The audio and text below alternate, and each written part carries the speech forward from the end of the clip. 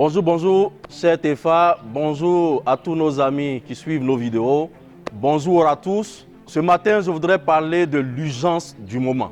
Oui, il y a urgence. Il y a urgence au plan social, il y a urgence au plan économique, il y a urgence au plan politique même, mais l'urgence des urgences, c'est le peuple, c'est les préoccupations du peuple. Alors, dans ces 2 jours, les Ivoiriens viennent de choisir leurs députés.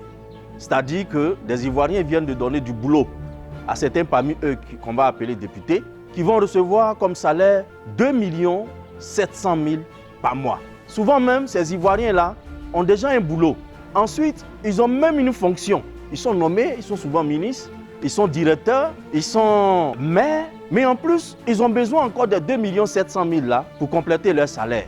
Et un individu, un seul Ivoirien, il reçoit tout, 5 postes lui seul. Salaire de ça là, lui seul il engage, il prend, c'est pour lui seul. Et des millions d'Ivoiriens sont là, ils n'ont aucun boulot. Des centaines de milliers d'Ivoiriens sont à la recherche de boulot et ils n'en trouvent pas. Des Ivoiriens ont perdu tout espoir. Ils sont même prêts à vendre le peu de biens qu'ils possèdent pour aller à l'aventure de l'immigration.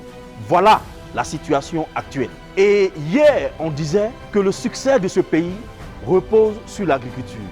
Aujourd'hui, c'est tout le contraire. Les planteurs même tirent le diable par la queue parce qu'aujourd'hui, leur cacao ne s'achète plus. Et si les gens veulent acheter cacao là aussi, ils achètent à un prix vraiment misérable. Alors, il y a des urgences. Il y a urgence dans urgence. Quand je fais une analyse de notre budget 2021, on nous parle de 8 600 milliards. Alors, nous sentons, nous avons beaucoup plus d'argent. Mais dans les 8 600 milliards là, l'État de Côte d'Ivoire est obligé d'aller chercher crédit jusqu'à 1 700 milliards pour pouvoir boucler son budget. Or déjà, comme vous le savez, en 2020, nous étions déjà à 16 322 milliards de crédit. On va prendre encore 1 700 pour venir compléter. Il y a des urgences, ces Ivoiriens. Il y a des urgences actuellement. Nous avons toutes ces difficultés. Au niveau agricole, on a l'Union européenne qui nous menace, qui dit si vous n'arrêtez pas le travail des enfants dans les champs, si vous n'arrêtez pas de détruire les forêts, nous, Union européenne, on n'achète plus votre cacao. Ça, c'est l'une des urgences.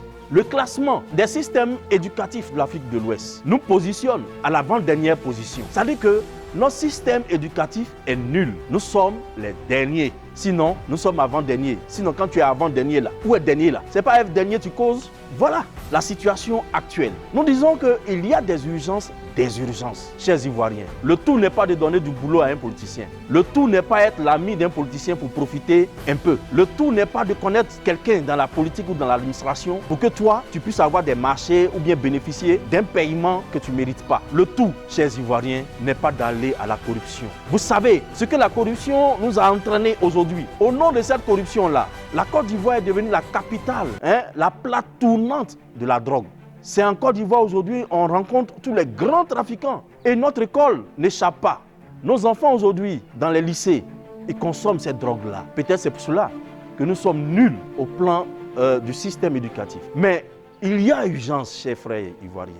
Il y a urgence. Quand nous avons engagé une politique qui n'est pas productive, quand nous nous engageons un combat qui n'aboutit pas, quand nous avons une habitude qui nous appauvrit, il faut changer. Il faut aller au changement. C'est à ce niveau-là que se dispose le TEFA pour te dire, toi Ivoirien, il y a une autre solution à employer. Il y a une autre manière de gérer l'économie d'une nation, de gérer la gouvernance économique d'une nation et changer les choses. Et cette manière-là, c'est ce que nous appelons la vision nationale commune.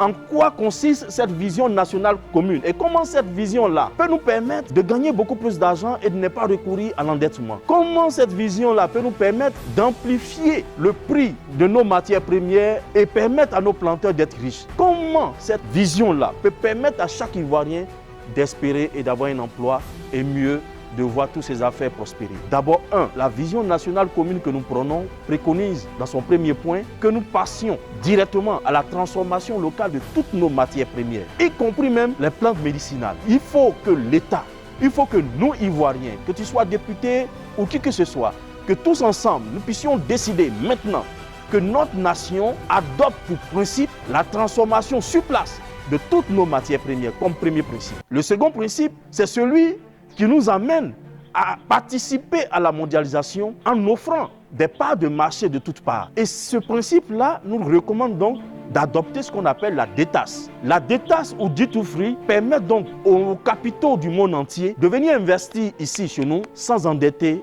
notre nation, sans endetter notre pays, sans hypothéquer l'avenir de nos enfants.